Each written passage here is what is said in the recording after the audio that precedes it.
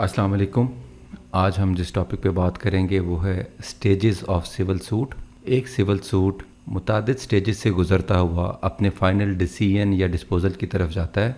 वो स्टेजेस क्या हैं, आज हम उनका जिक्र करेंगे। सबसे पहले जो सिविल सूट फाइल होता है वो with the institution of plaint होता है। ऑर्डर 7 CPC प्लेंट की इंस्टीट्यूशन के बारे में बताता है कि प्लेंट किस तरह इंस्टीट्यूट होगी और उसके अंदर क्या क्या रिक्वायरमेंट्स होना लाजमी है, प्लेंट के अंदर किन चीज़ों का होना ज़रूरी है और प्लेंट किस तरह से फाइल होगी। ये सारी बातें हमें ऑर्डर 7 के अंदर मिलती हैं। तो जब प्लेंट दायर हो जाती है उसके बाद हम ये कह सकते हैं कि जब सिविल सूट इंस्टीट्यूट हो जाता है तो उसके बाद जो पहला स्टेप होता है वो होता है summoning of defendant. Summoning of defendant जो है वो ऑर्डर 5 CPC ये इसको डील करता है। तो ऑर्डर 5 CPC के अंदर डिफेंडेंट को समन करने के डिफरेंट तरीक़ेकार बताए गए हैं, जिसमें जो सबसे मेन है वो ये है कि कोशिश ये करनी चाहिए कि डिफेंडेंट की पर्सनल सर्विस हो सके। पर्सनल सर्विस से मतलब ये है कि उसकी असालतन तामील हो और जो समन या नोटिस है वो डिफेंडेंट को इन पर्सन उसको मिले। उसके साथ काफ़ी सारी सब्स्टिट्यूटेड सर्विसेज भी ऑर्डर 5 के अंदर जो है वो बताई गई हैं, जिसके अंदर service on the male member of the family है। Female member of the family को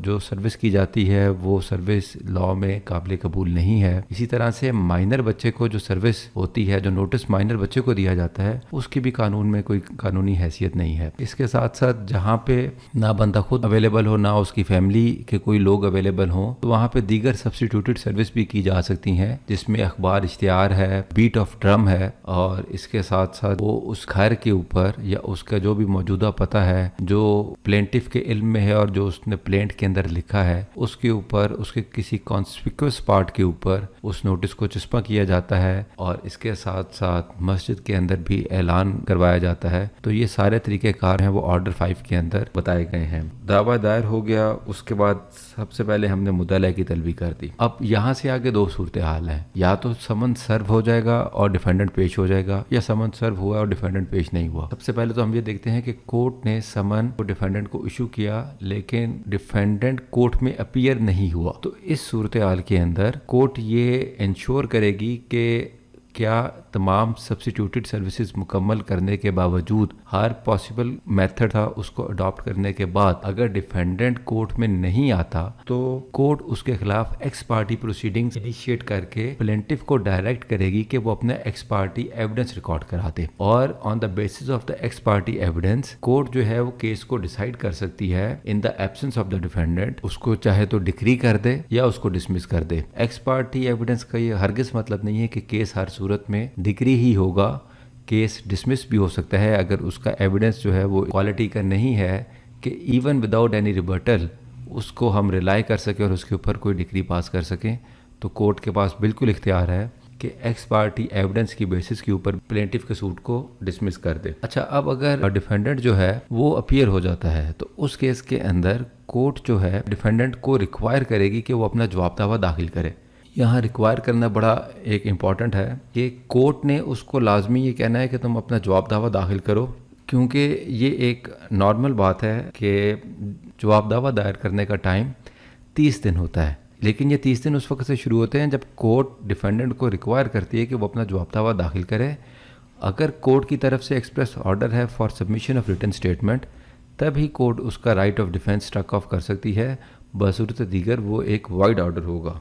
प्लेंटिफ ने दावा दायर किया, कोर्ट ने डिफेंडेंट को तलब किया, डिफेंडेंट कोर्ट के अंदर हाजिर आ गया। हाजिर आने के बाद उसने अपना जवाब दावा दाखिल कर दिया। तो इसके बाद यहाँ पे जो अगर तो कोई मिसलिनियस एप्लीकेशन है तो कोर्ट उसको डिसाइड करेगी और उसके बाद हम कहते हैं कि प्री ट्रायल प्रोसीडिंग्स जो हैं वो ख़त्म हो गई हैं।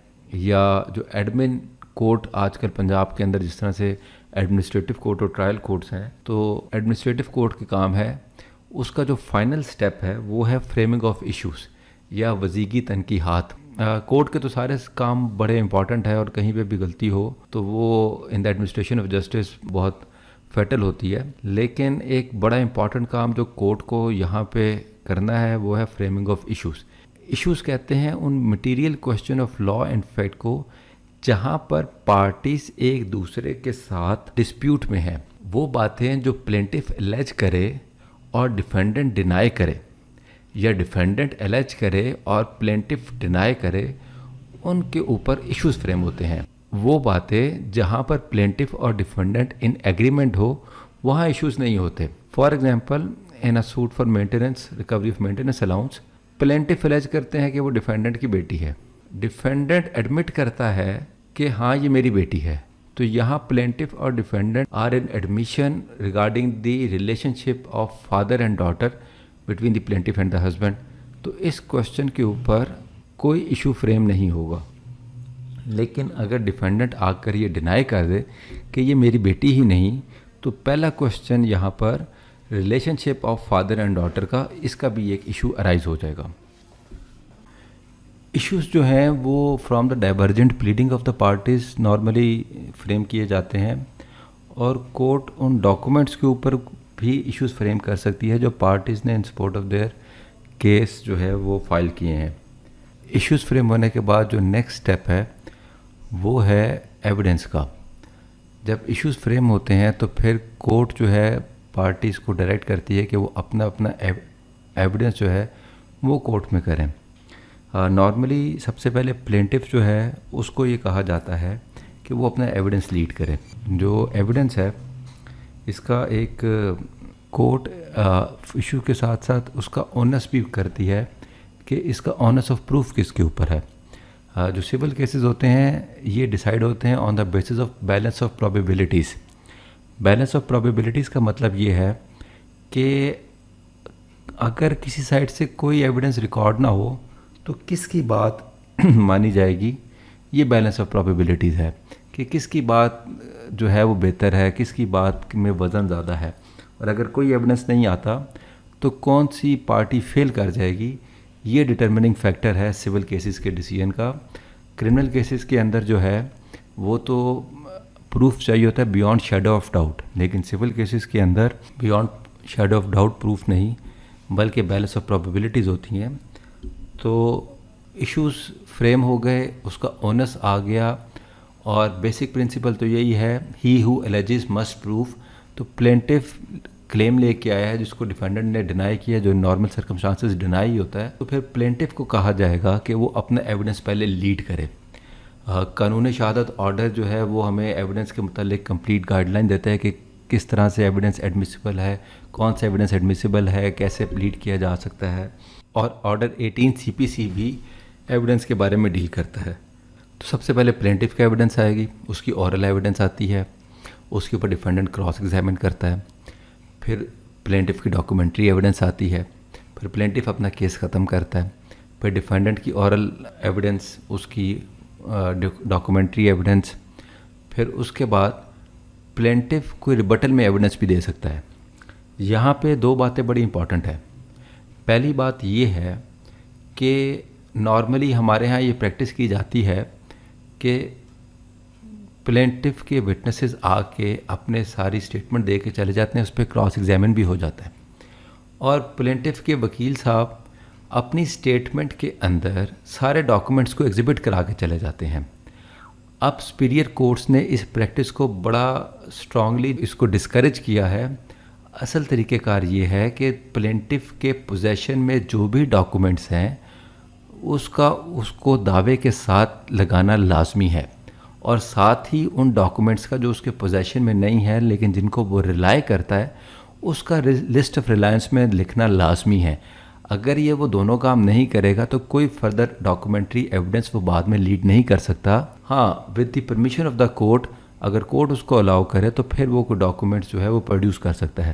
تو ڈاکومنٹ کو پہلے دعوے کے ساتھ لگانا لازمی ہے یا لسٹ آف ریلائنس میں لکھنا لازمی ہے، اور پھر اس کا ایگزیبٹ کروانا جو ہے وہ پلینٹف کے گواہوں نے کروانا ہے، کیونکہ یہاں پلینٹف کے وٹنسز جو ہیں وہ انڈر اوتھ ہیں، جو وکیل صاحب ہے وہ انڈر اوتھ نہیں ہے. تو جو چیز اوتھ ہوتی ہے اس کے اوپر کراس ایگزامینیشن ہوتی ہے، تو پھر ہم کہتے ہیں کہ ہاں اس نے سچ کے معیار کو پورا اترا ہے اور اس کے اوپر ہم ریلائی کریں گے. تو پہلی بات تو یہ ہے کہ جو جتنے بھی پرائیویٹ ڈاکومنٹس ہیں وہ وکیل صاحب ویسے بھی نہیں کرا سکتے.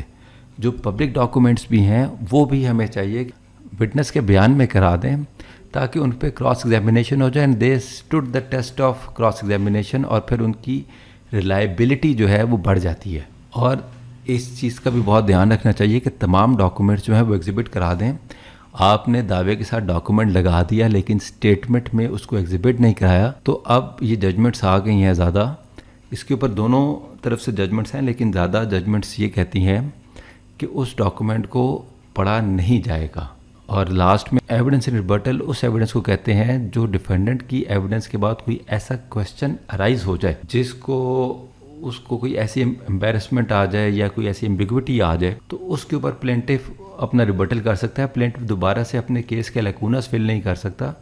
ایویڈنس ان ریبٹل کنفائنڈ ہوگی to the evidence of the defendant. اس میں سے جو کوئی نئی ایک بات ایسی نکلی ہے صرف اس تک ہوگی. Evidence in rebuttal oral evidence بھی ہو سکتی ہے اور ڈاکومنٹری ایویڈنس بھی ہو سکتی ہے. یہ لازمی نہیں ہے کہ صرف تردیدی شہادت یا ایویڈنس ان ریبٹل جو ہے وہ ڈاکومنٹری ایویڈنس ہو. ایشوز فریم ہونے کے بعد دونوں پارٹیز کی ایویڈنس بھی کمپلیٹ ہو گئی، تو نیکسٹ اسٹیپ ہے ایک فائنل آرگومنٹس کا. کورٹ ٹائم دے گی for a maximum of 15 days دونوں پارٹیز کو. کورٹ ٹائم دے گی دونوں پارٹیز کو کہ اپنی فائنل آرگومنٹس جو انہوں نے کرنے ہیں یا کوئی ریٹن آرگومنٹس دینے ہیں وہ کورٹ میں جمع کرا دیں، اور اس کے بعد with in 15 days court decision announce کرے گی. اب ججمنٹ، آرڈر اور ڈگری اس میں کیا فرق ہوتا ہے یہ تو پھر کسی اور لیکچر میں ڈسکس کریں گے. لیکن جب ججمنٹ آ جاتی ہے، ان کیس اگر وہ ڈگری کی ہے تو اس کے اوپر ایگزیکیوشن فائل کی جائے گی، اور اگر وہ ڈسمسل کی ہے تو اس کے اوپر کوئی چیز فردر نہیں ہوگی. ایگزیکیوشن کے متعلق آرڈر 21 جو ہے وہ اس میں ڈیل کرتا ہے کہ کون سی ڈگری کی کس طرح سے ایگزیکیوشن ہوگی. جو سارا لا ہے ایگزیکیوشن کا وہ آرڈر 21 کے اندر جو ہے وہ ہمیں ملتا ہے. Thank you very much.